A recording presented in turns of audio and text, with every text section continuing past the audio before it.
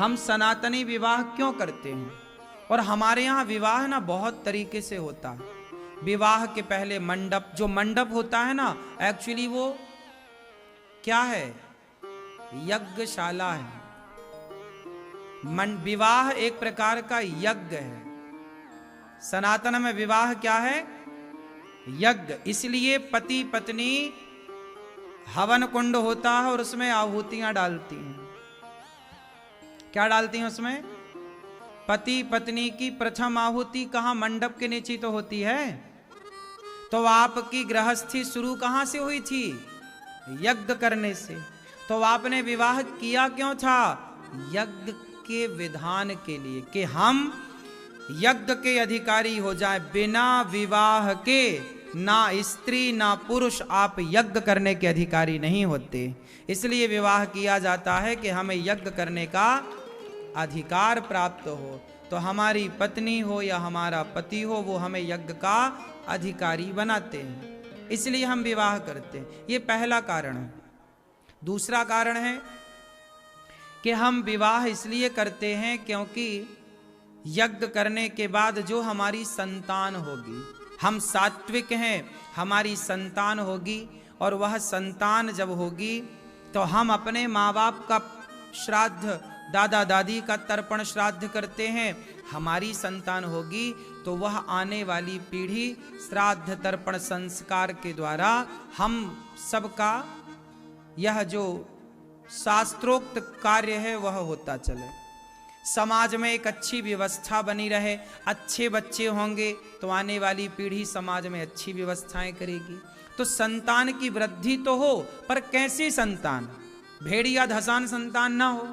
अब बच्चे पैदा हो तो रहे हैं, लेकिन ऐसे बच्चे पैदा हो रहे हैं कि वो अपने माँ बाप का श्राद्ध तक नहीं करते, माँ बाप का तर्पण तक नहीं करते, तर्पण नहीं जानते, श्राद्ध नहीं जानते।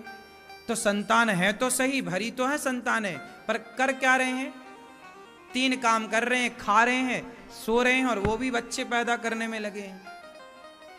इससे क्या होगा, कहते ना, जननी जने तो भक्त जने, या दाता या सूर, या से तो बंध्या भली काहे गवावे नूर। जन्म दिया ही है मैया तो लायक बच्चों को जन्म देना, नालायक को जन्म दे के करोगी क्या।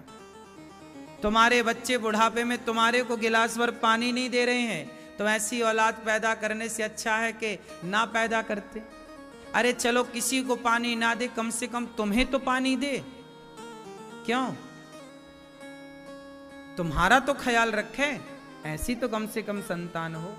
तो संतान ऐसी हो, और ऐसी संतान कब होगी, जब आप प्रॉपर संस्कारवान होंगे।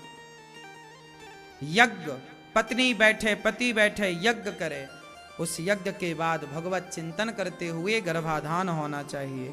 जैसा स्त्री पुरुष की मानसिक स्थिति होती है गर्भाधान के समय, उसी मनस्थिति की संतान पैदा होती है। आजकल के बच्चे कहते हैं कि प्यार किया तो डरना क्या, किसी से भी शादी कर रहे हैं, किसी से भी प्यार हो रहा है। अब तुमने बच्चे पैदा किए, पर तुम्हारा बेटा अंतरजातीय विवाह कर लेता किसी भी लड़की से शादी, और शास्त्र मना करते हैं कि यदि आप ब्राह्मण हैं तो ब्राह्मण कन्या से ही आपका विवाह होगा। यदि आपका विवाह ब्राह्मण हैं आप और ब्राह्मण कन्या से होगा, और जो आपकी संतान होगी उसी से तुम्हारे पितर पानी लेंगे, वरना तुम्हारे पितर पानी नहीं लेंगे। वो वर्ण संकरी संतान से पितर पानी नहीं लेते, ऐसा लिखा है पुराणों में। लेकिन अब कहां आज के बच्चे मान रहे हैं।